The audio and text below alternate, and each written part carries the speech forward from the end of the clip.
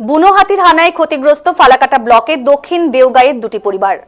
বুধবার রাতে দুটি বন্য হাতি জলদাপাড়া ডিভিশনের মাদারি রেঞ্জের দক্ষিণ খয়েরবাড়ি বনজঙ্গল থেকে বের হয়ে ফালাকাটার দক্ষিণ দেওগাঁ এলাকায় হানা দিয়ে মুজিবুর রহমান ও আমিনা খাতুনের রান্নাঘর ক্ষতিগ্রস্ত করে। খবর পেয়ে ঘটনাস্থলে যায় বনকর্মীরা।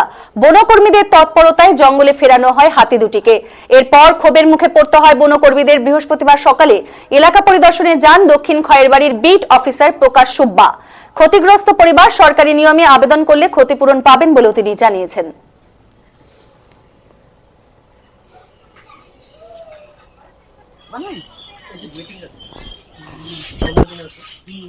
এত ক্ষতিপূরণ পাবে তাই না স্যার?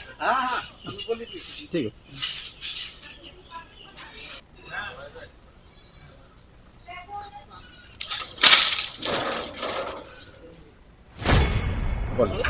গত রাতে আমার বাড়িতে দুইটা হাতি আসে আর ঘর ভাঙতেছে।